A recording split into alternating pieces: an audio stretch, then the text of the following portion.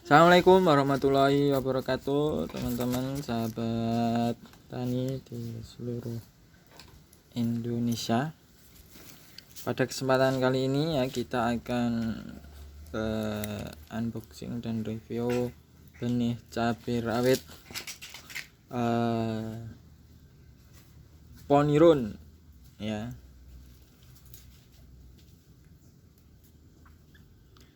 Ini kemarin kita pesan melalui Shopee ya. Kita dari penjual dari Kediri. Jangan lupa like dan subscribe ya teman-teman. Ini kita kemarin ini persiapan kita mau tanam nanti bulan September ya. Jadi nanam ini kita nanti mulai kita mulai tanam di bulan ya sekitar September pertengahan atau akhir. Nanti bulan Desember akhir atau Januari kita sudah panen. Biasanya ya teman-teman, cabai rawit itu ya, semua cabai itu mahalnya di sekitar itu bulan-bulan awal tahun itu biasanya. Hal itu nanti biasanya berhubungan dengan karena adanya musim hujan, curah hujan yang tinggi. Nah, saat curah hujan yang tinggi biasanya tanaman cabai itu banyak yang mati karena kebanjiran satu, dan yang kedua terkena virus atau jamur antraknosa atau pakai ya teman-teman. Karena udah terkena antraknosa itu cabai biasanya dia cepat menular dan cepat, kalau nggak segera diantisipasi ya dia cepat menular dan merata habis. Akhirnya stok dari cabai sendiri sedikit, akhirnya harga naik. Nah, teman-teman kalau mau nanam cabai ya di musim-musim satu, musim kemarau itu mulai tanam, mulai persiapan. Nanti saat musim penghujan itu sudah panen dan harganya bagus. Nah, itu kalau mau nanam. Cuman kendalanya kalau nanam di musim kemarau itu memang sangat berat, karena di musim kemarau ini hama, kutu-kutuan, hama trap itu sangat banyak sekali teman-teman. Nah ini ya teman-teman, ini cabai rawit ya dari Poniron. Kemasannya seperti ini ya teman-teman. Poniron, varietas Poniron cabai rawit dari Habanero. Ini kemasannya ya, kemasannya seperti ini.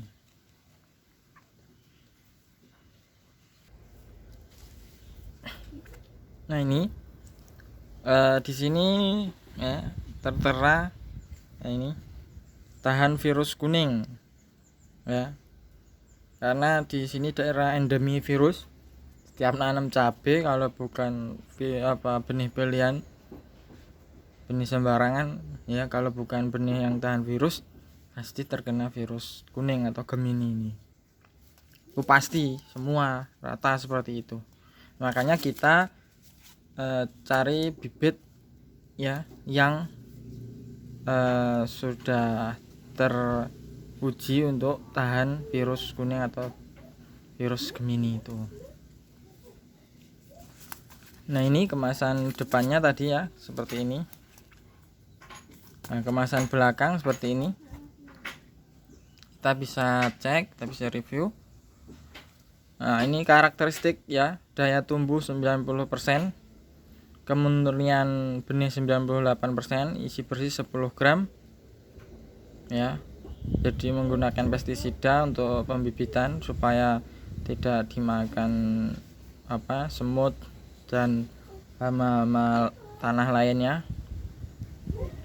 Nah, ini rekomendasinya untuk dataran menengah sampai tinggi. Untuk dataran rendah tidak direkomendasikan ya di sini. Tapi kita ini sekarang ini kita ini di posisi kita di Blitar ini 100 meter di atas permukaan laut.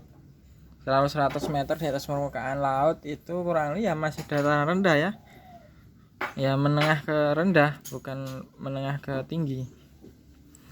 Nah, ini panen. Nah, nanti kita bisa cek apakah dia di Blitar ini cocok ya untuk dataran rendah 100 meter di atas permukaan laut.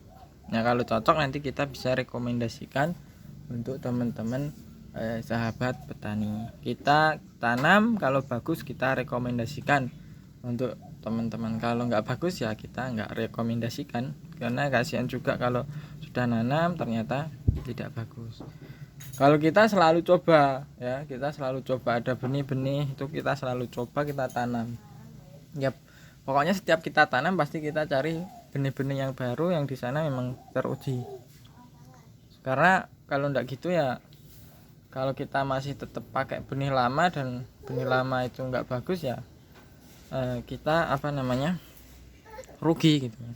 Jadi setiap ada benih baru dan itu teruji bagus, terbukti ya, kita cek terbukti, kita akan tanam dan kita akan rekomendasikan ulang. Kemudian ini untuk masa panen itu 80 sampai 90 hari setelah tanam. Jadi ukuran normal cabai rawit ya itu panen rata-rata di 80 sampai 90 hari setelah tanam. Tinggi tanaman 105 sampai 120 cm.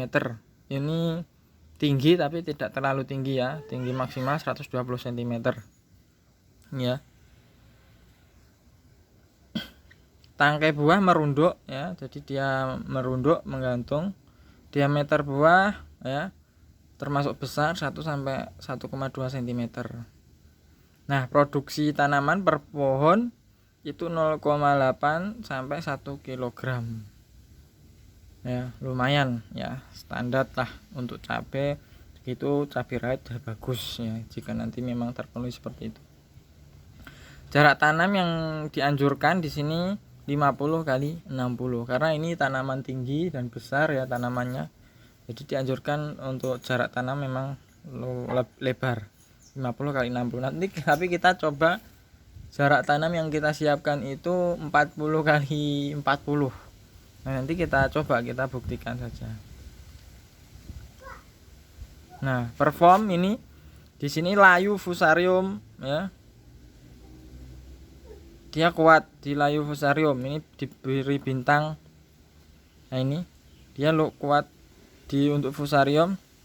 Dia memiliki bintang 5, artinya dia lumayan bagus lah, lumayan tahan untuk fusarium.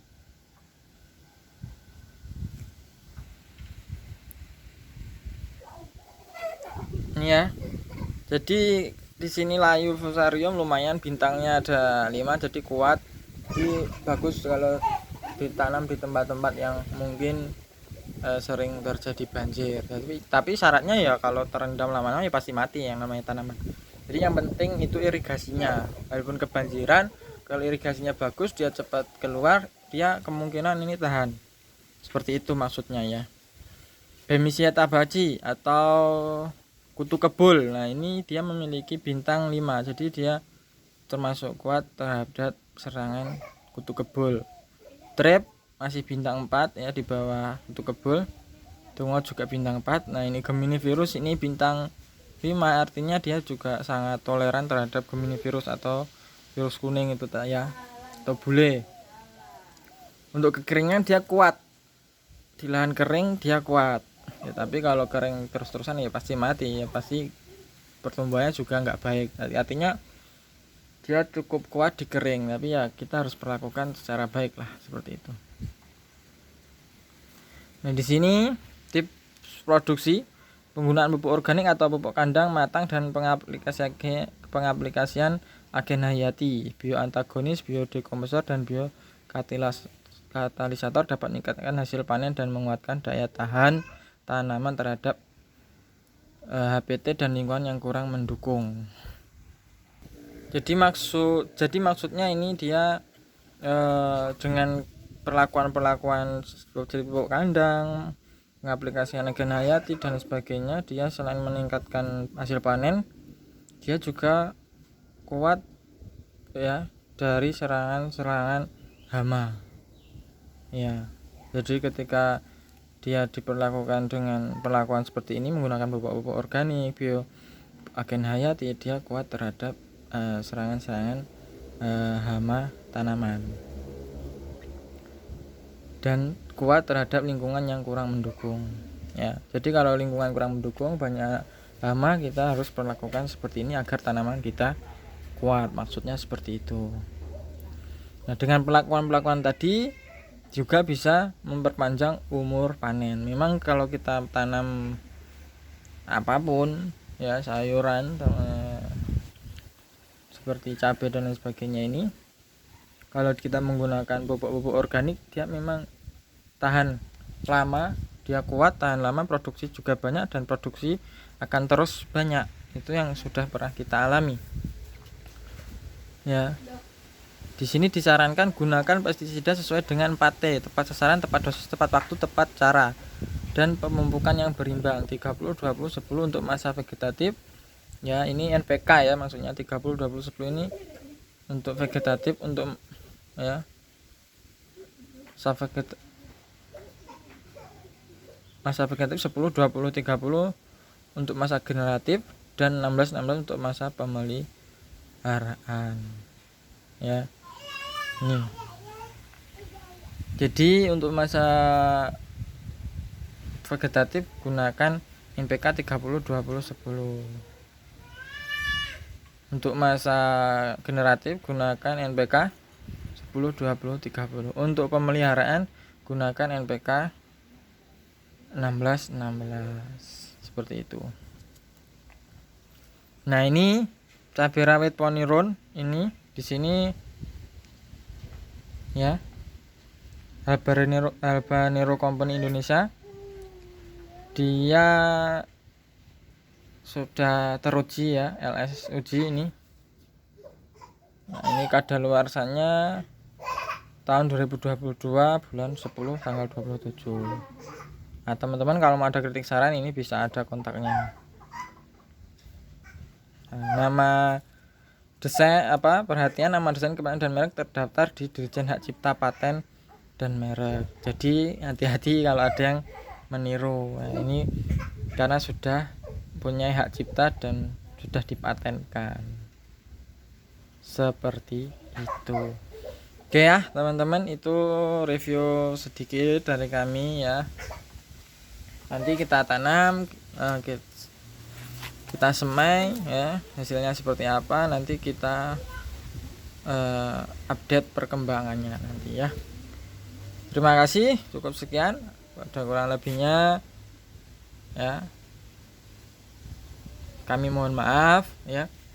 Jika ada salah kata, salah ucap, kami mohon maaf. Kritik dan saran ya silahkan di komentar. Nah, mau doanya teman-teman supaya tanaman kita juga tumbuh subur, berbuah lebat, dan dapat harga yang maksimal. Begitu juga dengan teman-teman petani yang lain. Terima kasih. Jangan lupa like dan subscribe. Assalamualaikum warahmatullahi wabarakatuh.